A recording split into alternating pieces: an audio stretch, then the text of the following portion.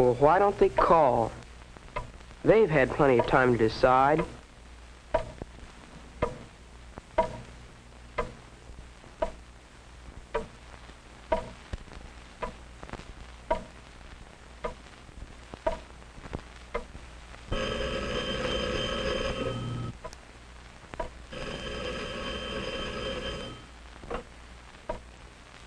Hello? Yes, this is John. Yes, I know why you're calling. They did? Oh, they did.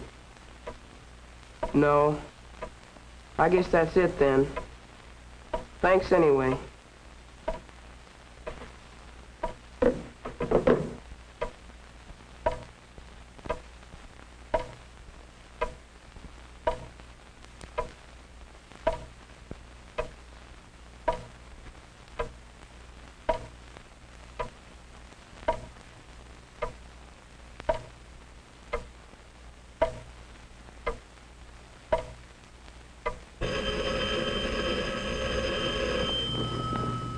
Did you hear about John Taylor?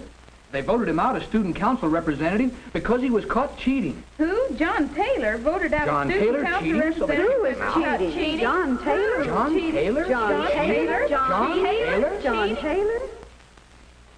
You a cheat, John? John, what have you done? Remember how it all started, the day you went over to Mary's house to study for the test. Remember? All right, John, now look. The problem is to factor x squared minus 9x plus 20. Now, how do you do it? Let's see. X squared minus 9x plus 20. You take the x squared minus the 9x and... Oh, you subtract x from x squared, and then you... Oh, golly, Mary, I don't know anything about this factoring business. John, you do too. Now, the answer is the quantity x minus 5 times the quantity x minus 4. Now, do you see how I got it? Yeah, I guess I do. But golly, Mary, this stuff's awful. I just don't get most of it.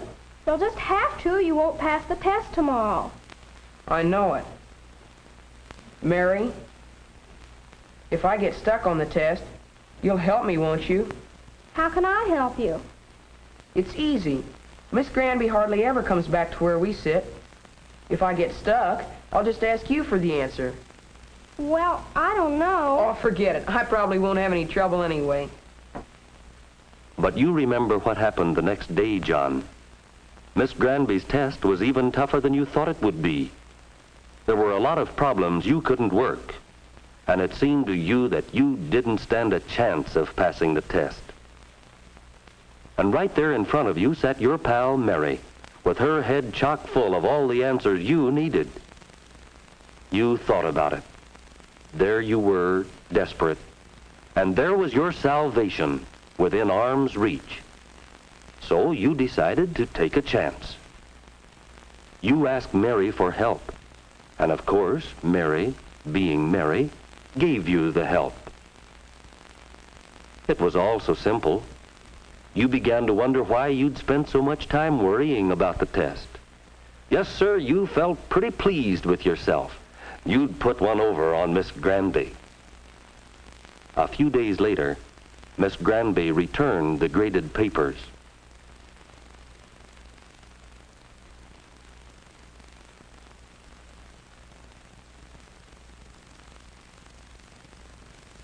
Was there a shadow of doubt in Miss Granby's face as she looked at you?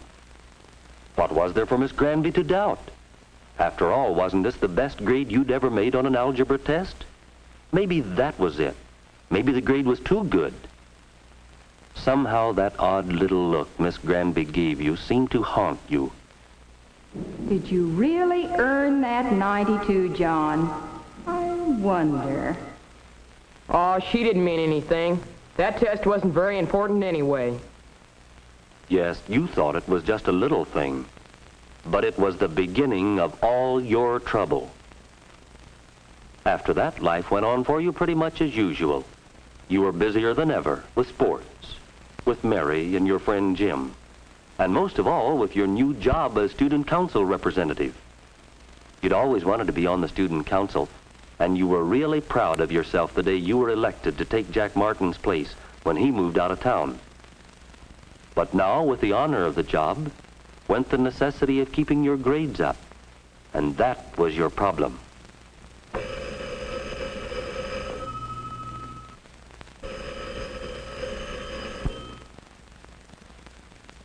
Hello? This is Jim. Let's go down to Sam's and get a hamburger. I can't, Jim. I've got homework to do. Oh, don't worry about it. You've got plenty of time.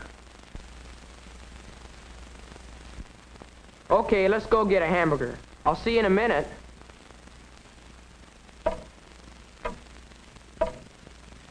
The big clock in the hall went on ticking off its even measure of time, and you went on as before. You and Mary were still the best of friends, but Mary had assumed greater importance to you. You came to depend upon her more and more in your schoolwork, although you scarcely realized it. It wasn't that Mary was any smarter than you were. It was just, well, that she seemed to find more time to study, and you were student council representative and a very busy fellow. Okay, that finishes the problems. Now how about our history? You haven't done your history lesson either?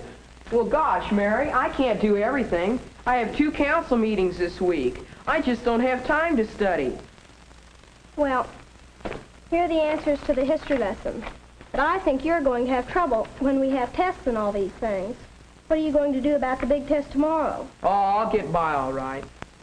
If I have trouble, you'll help me again, won't you? And that's how it was. Gradually, Mary had become your partner, although as time went on, she seemed less willing to do your work for you. Sometimes Mary looked at you almost as Miss Granby had. Well, so long, Mary. Thanks a lot for your help. Yes, thanks a lot for your help, Mary. Whether you intended to help him or not, it was clear John depended on you. Didn't you begin to wonder what you were letting yourself in for? Take the next day, for instance, the day of the test.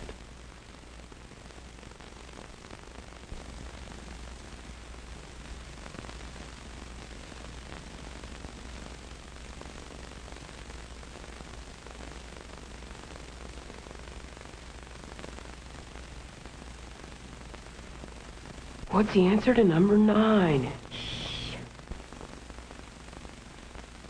You gotta help me. What's the answer to number 9?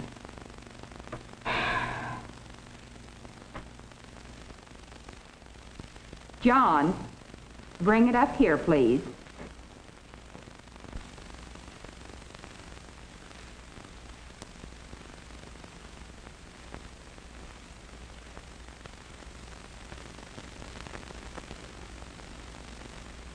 I'm afraid I'll have to give you both 0 on the test. And both of you are to report to me after school, please. So you were caught, John. You were exposed in front of the class. And what's more, Mary was involved too. Mary, who was only trying to help. And then what happened? Your classmates seemed to treat you a little coldly. Perhaps it was because they had studied and worked hard for their grades. Maybe they felt that your cheating gave you an unfair advantage.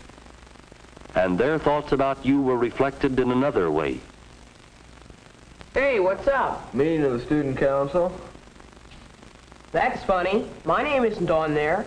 I'm on the student council. I don't think you'd want to come to this meeting. It's about you. Me? That's what I hear. Say, would you mind calling me after the meeting's over and let me know how it comes out? No, I wouldn't mind. No, I don't say that what John did was right, but I do think we ought to give him another chance. You mean you think we ought to let him go on being in the student council? I think we should. I don't. You've got to admit he's a good representative. That's right, but I don't think anyone that cheats should hold an office. That's right. I think we should elect a new representative. Well, no, give him another chance. All right, wait a minute. Wait a minute. We won't get anywhere by all talking at once. Are we ready to take a vote now? All in favor of giving John another chance, hold up your hands. All who think we should elect a new student council representative, hold up your hands. Well, I guess most of us feel the same way about it. Who's going to tell John? I'll tell him. I said I'd call him when the meeting was over. I'll call him as soon as I get home. John, I guess you know why I'm calling. We had that meeting about you a little while ago. They decided to elect a new student council representative. I'm sorry, Johnny, but I guess you know why. Yes, John knew why it was. He'd been caught in a trap of his own making, and had involved his friends, too. He now found himself looked down on by friends and classmates. But did John really intend to be dishonest? Should Mary share any of the blame? Was it fair for John to use Mary as he did? And what about his classmates? Did John's cheating hurt them in any way? Should they have given him another chance? What do you think?